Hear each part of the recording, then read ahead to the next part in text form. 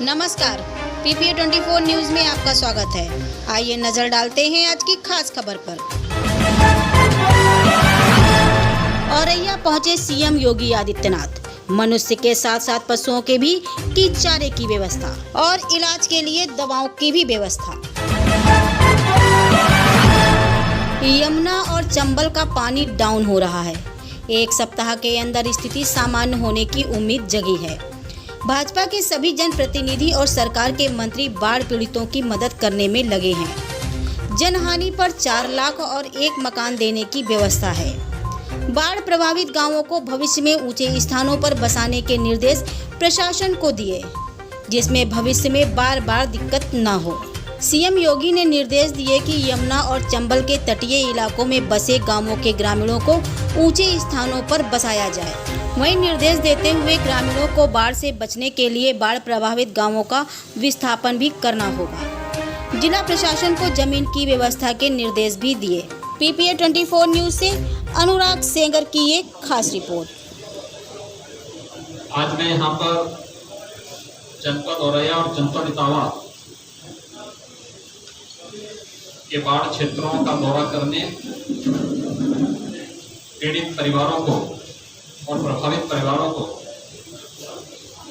राहत सामग्री के वितरण की समीक्षा करने के लिए यहाँ पर आया हूँ। मैंने भी अपनी सरकार के माननीय मुख्यमंत्रीगण हैं, माननीय सांसद जी हैं, विधायक हैं, इन सबके साथ अभी इस बात की समीक्षा भी की है। इससे पहले मैंने जनपद औरैया और इटावा के कुछ गांवों का हवाई सर्वेक्षण करके बाढ़ की स्थिति का अवलोकन भी किया है। हम सब जानते हैं कि चंबल नदी के कारण राजस्थान के कोटा बांध से भारी पैमाने पर पानी छोड़ने के कारण इस प्रकार की स्थिति पैदा हुई। लेकिन समय से उठाए गए कदमों के कारण जनपद औरैया में जल हानि नहीं है।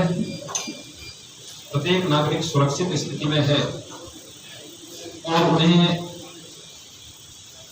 न केवल राशन किट, आपदा राहत मद से उपलब्ध करवाने की कार्रवाई हो रही है, बल्कि फूड पैकेट भी हर एक जगह उपलब्ध करवाने की कार्रवाई चल रही है। जगह जगह कैंप लगाए गए हैं। इस समय जो बाढ़ की स्थिति आई है, यह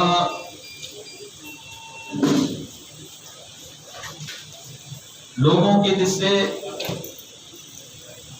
अत्यंत सतर्कता बरतने वाली जैसी स्थिति थी और हम लोगों ने प्रयास यही किया था शुरू से ही कि बाढ़ से किसी प्रकार की जनधन की हानि को रोका जाए। जनधन की हानि को रोकने की दृष्टि से ही उस समय से कदम उठाए गए थे, उसका परिणाम आज देखने को मिल रहा है। लेकिन राजस्थान और मध्य प्रदेश में भारी बारिश के कारण बाढ़ से एक बड़ी आबादी प्रभावित हो रही है। 7,000 से अधिक की आबादी यहाँ पर प्रभावित हुई है। 13 गांव और 14 उसके मजरे हैं जो इस बाढ़ की चपेट में आए हैं। मैंने उनमें से ज्यादातर का भी भ्रमण किया है, हवाई सर्वेक्षण भी किया है। इसमें पर्याप्त मात्रा में नौकाओं की व्यवस्था की गई है।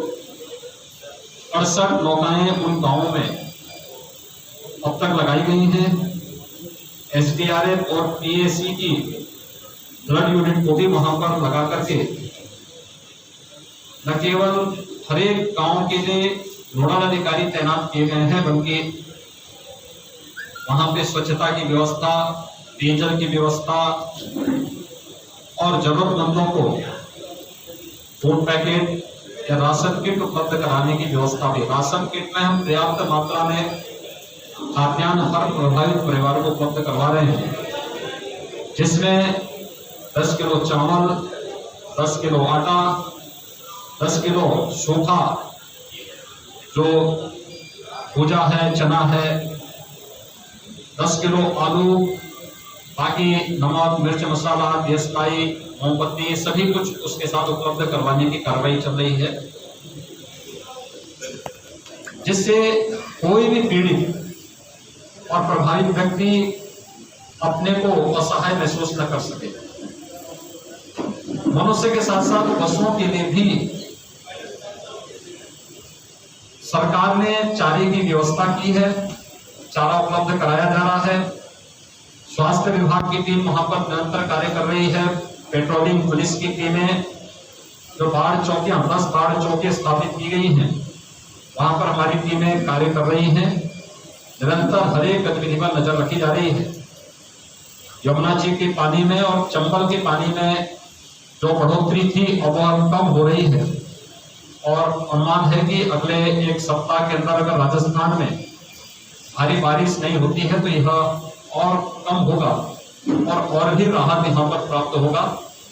स्थिति पूरी तरह नियंत्रण में है। सतर्कता और सावधानी के साथ सभी कदम उठाए जाने चाहिए, और प्रत्येक को इसके लिए यहाँ पर हमारे जनप्रतिनिधिगण हैं, प्रदेश सरकार के 2 मंत्री लगे हैं, प्रभारी मंत्री भी और कृषि राज्य मंत्री भी यहाँ पर राहत कार्य के साथ जुड़े हैं, जो लोकल स्तर हैं, लोकल के ही विधायक भी हैं, तो वे सभी लोग लगे हैं। जिला पंचायत अध्यक्ष भी यहाँ पे काम कर रहे हैं, हमारे विधायक प्रतिनिधि और अन्य लोग भी, सभी लोग यहाँ पे लगे हैं।